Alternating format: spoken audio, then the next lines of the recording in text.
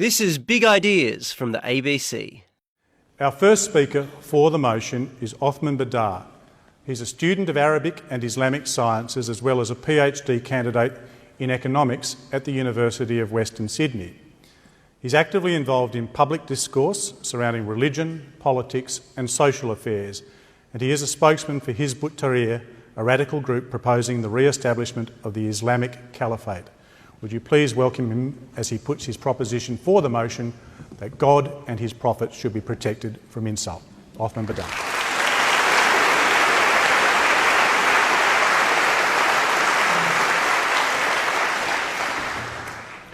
Good afternoon, ladies and gentlemen. Chair, Opposition. I begin in the name of Allah, in the name of God, most gracious, most merciful. God and his prophets should be protected from insult.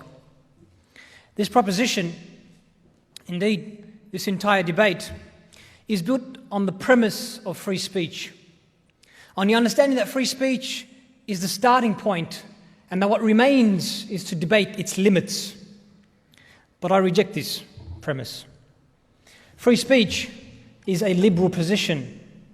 It is an ideological liberal position, not some neutral universal. So here's a frank memo to the Liberals. Enough of the self-indulgence. You don't represent the default position. Billions of people around the world are not Liberals. Stop feigning universality.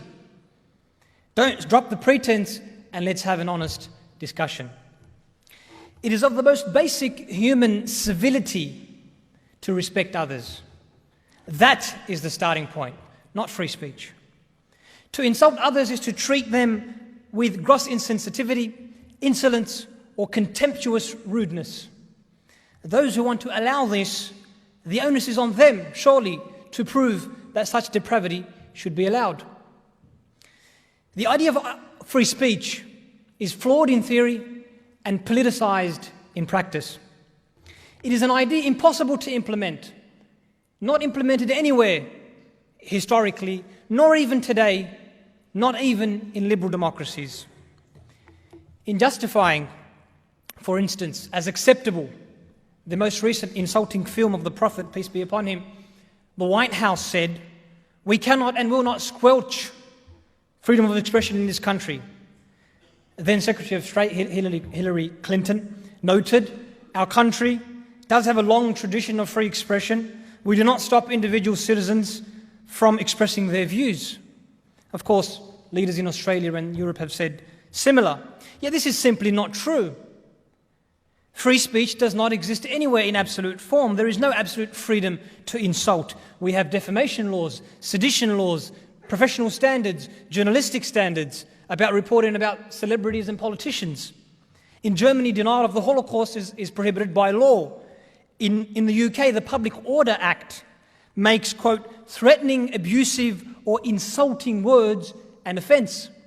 In Australia, the Commonwealth Criminal Code makes it an offence for a person to use a postal or similar service in a way that reasonable persons would regard as offensive.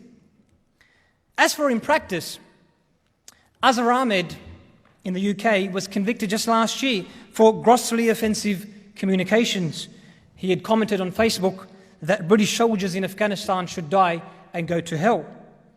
In Australia, a Muslim man was convicted just a few months ago for letters deemed offensive which he sent to the families of dead Australian soldiers under the above-mentioned criminal code provision. These are but two of many examples that may be cited.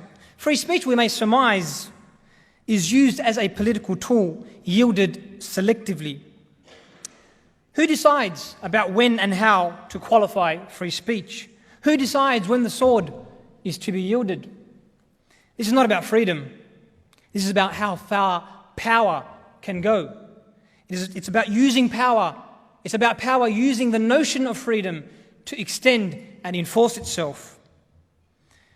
Ultra-liberals may say here, look, we disagree with all these laws, with all these cases, and we affirm freedom of speech, unqualified, carte blanche. But is such a position really conducive to society? Would we accept white people using the N-word against blacks, or a person shouting fire in a theatre such as ours, or a student insulting his teacher, a child their parent. Everyone, all of us teach their kids to respect others, not to insult. Why? We can't have it both ways. Some forget perhaps that even in the Western tradition, free speech was upheld as a most basic value for specific ends, to allow profession of ideas, inquiry into truths, and the ability to account government. Does any of these noble ends, all of which Islam demands, I hasten to add, require the freedom to insult? Or does insult, in fact, defeat their very purpose? This is not about free speech, nor is it about just insults. Let's be honest, let's be very honest with each other. The reason this debate is taking place is because secular liberalism imposed itself on both East and West by stealth. It dominated not by the strength of its values, but by the strength of its militaries. The Muslim world resisted and continues to do so. Unlike Christianity and Judaism, which crumbled under the force of secularism, Islam did not. Lands were divided and colonized, conquered and exploited. The Islamic State, the Caliphate, was dismantled, but the Islamic mind remained, so the resistance remained. It is the quest to break this resistance in which these insults come. The quest to impose secular liberalism, to consolidate the victory eternally, to agitate and provoke, to add insult to injury, to kick a man when he's down. There's no glory in that. There is no glory in that. And there's no glory in asking people to accept that. The free world seeks to dominate and impose, to extend its power, exploit others, and perpetuate its military, political, and epistemic violence, perpetuating Orientalist fantasies about Muslims being prone to violence, backward, unable to manage themselves in order to justify intervention. From propping up dictators like Mubarak and King Abdullah, to destroying entire countries through war and invasion, Iraq, Afghanistan, to unmanned drones killing little girls by bombing their homes on top of them, and on and on. Is the Western world really in a position to lecture others about violence or about values? Really? It is this broader context of provocation in which global Muslim reaction to insults come. It is here that our focus should be. As for critique, as apart from insult, then bring it on, honestly. Let me be very clear that stifling of serious debate is unacceptable. It's unacceptable in Islam. Critique of any ideas or beliefs is kosher. It's halal. It's allowed. Insults of any beliefs or people is not. Critique Islam all you want. Write in intellectual tones about why it is not the truth, about why the Prophet is not a prophet, etc., etc. Such books fill the bookstores in the West as it is. Go to one of your local best-selling bookstores and you'll see these books. None of them have ever resulted in a riot. But to mock, to denigrate, to provoke, to agitate, that is something else. And that is unacceptable. For all people have red lines. All worldviews and cultures are sensitive with respect to what they hold dear. In Australian culture, for instance, Jesus, peace be upon him, may have become fair game, but the Anzacs are not. Modernity did not do away with sanctities, it merely shifted them from the religious to the worldly. To conclude, insult is not an acceptable mode of interaction for mature, self-respecting people.